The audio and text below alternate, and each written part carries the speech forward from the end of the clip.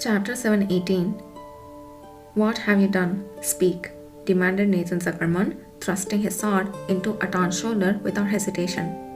Blood splattered, soaking the earth a dark crimson. Aton's body instinctively twitched in agony, yet instead of screaming, he returned a chilling gaze to the two men. This land harbors all the conditions for endless imbalance. Those targeting you are not only us, and what we did was merely add to the inevitable repercussions of imbalance that would have occurred someday with them. Today was the day it all came together, earning the right to be called the land of the Black Moon. If you're curious, go see for yourself what has become of it. Before he could finish, Aton's head was violently smashed into the ground as if trampled by someone. Unsurprisingly, it was either his hands wrapped in the force of the wind. Aton struggled desperately to lift his head buried in the dirt. No matter how much he pushed with his limbs, the invisible pressure of the wind was overpowering. Feeling like being crushed under the foot of a giant, the sensation of the earth mangling his face filled his nose and mouth was no less intense than the pain of the sword biting into his shoulder blade. His consciousness began to blur. Moments later, Aton finally escaped the crushing pressure on the back of his head. Ydir-El, wearing a glowing ring, appeared in his blurred vision, blood streaming from Aton's broken nose and injured eyes. Contrary to what Aton expected, Ydir's face was expressionless, not showing any sign of the tremendous power he had just exerted. It was all the more unnerving how inhumanly impassive he seemed, as if he had no heart at all. Slowly, Ydir opened his mouth. This is too uninteresting for me to indulge. Don't even think about using such rhetoric to deceive anyone again. I would never fall for it. Thump. Once again, a tremendous pressure crushed Aton's entire body. He felt his limbs shatter and lost consciousness. Nathan Zuckerman spoke up beside Ydir, who had just subdued Aton. I just twisted my bracelet to send a signal from our side. There is no significant change yet, but you should try as well, Sir Ale. Understood. Ydir removed his ring. During the time he listened to Aton's nonsense, the ring's vibration had ceased. Now, as quiet as if its previous response had been a dream, he studied the tiny magic circle inside for a moment and then brushed it with his fingertip. Once, twice, and then a third time. Golden light briefly flared from the magic circle on the ring, then faded. Nathan Zuckerman, having observed Ydir's actions, began to tend to unconscious Aton. You know, the Duke has the power to suppress us both if he so wishes. So, there is no need to make hasty assumptions just because our two magic tools reacted simultaneously. Yes, I shared the same thought. Despite his heart still racing with unease, Ydir knew just how formidable a person Kishir was. Kishir had told Ydir to use the ring as a means of rescue, but that didn't necessarily mean Ydir had to use it for that purpose.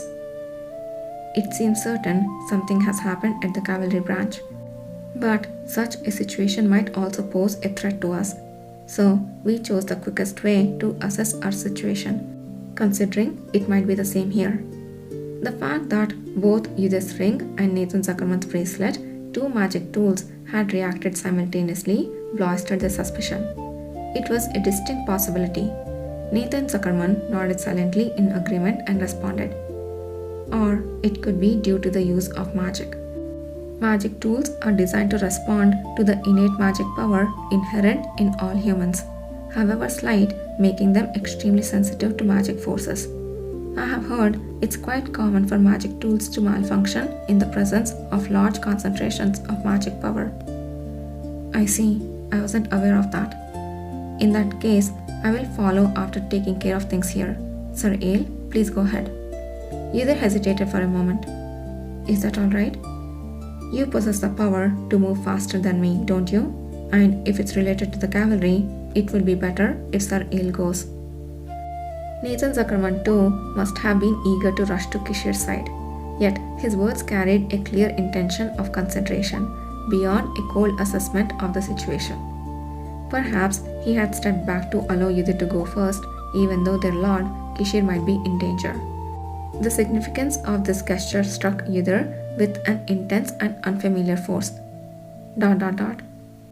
It was a trust different from what he shared with his comrades.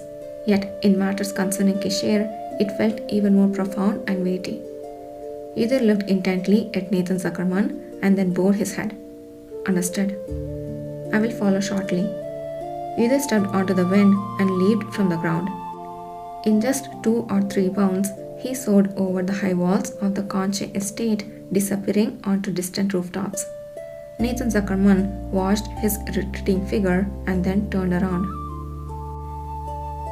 Without taking a break, Yudhir leaped twice into the air, bounding towards the temple spire. Chimneys that blocked his path were leaped over effortlessly, and he ignored the screams of someone hanging laundry on a rooftop. Even when his foot nearly slipped on the broken edge of a roof, he kept his eyes fixed forward. Having arrived at the Conche estate by carriage, he wasn't exactly sure how far or in which direction the cavalry branch was located, but he didn't need to ponder. The moment he started running wildly, stepping on the wind as if mad, a thin thread appeared before him, just like that time.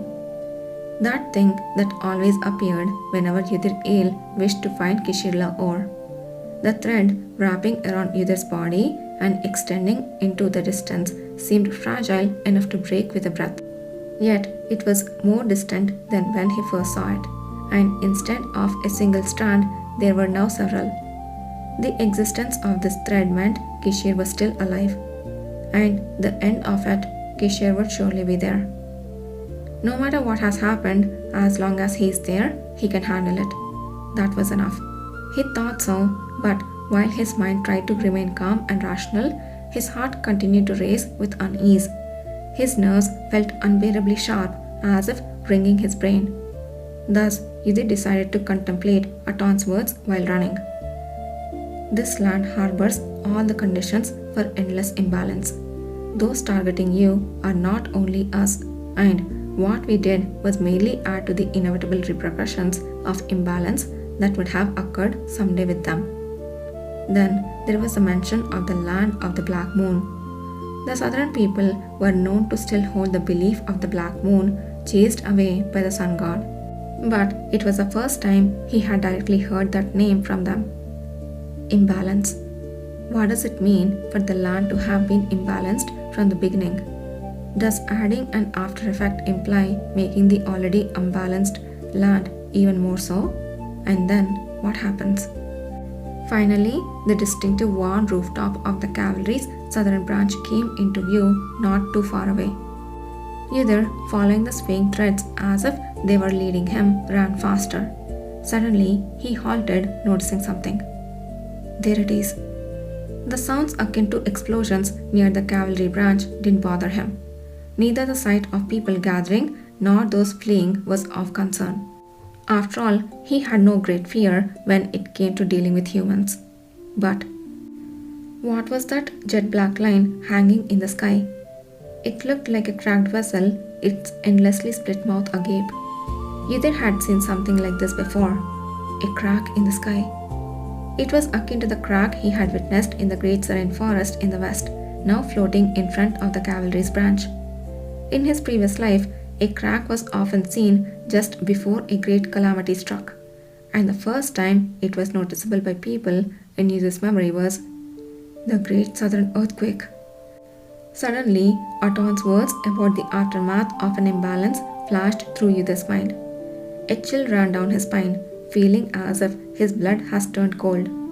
Yudhir, who had paused momentarily, started running again, with more speed and greater force responding to his desire to exert more power. The energy surged like a small whirlwind. With the whirlwind lifting him from below, Yudhir finally reached near the top of the cavalry's branch. Up close, the rift seemed even more vast and ominous. And then, the figure standing below it, the very person he had been searching for, was there. A man with golden hair, holding a long sword, seemed to notice Yudhir's approach and lifted his head, meeting his gaze precisely. The threads that had led Ydir ended right above his red irises. What the fuck? I totally forgot about the crack in the sky and this whole disasters. I mean, I know they were going to happen, but I thought they were going to happen after we deal with all the human stuff. Wait a second. So, you think the supernatural forces, basically the gods of the black moon versus the sun god, are fighting, and we humans are just there? I'm not ready for this much drama yet. I just thought we would have like a nice court session and eliminate all the betting rings and stuff like that. What the hell is this?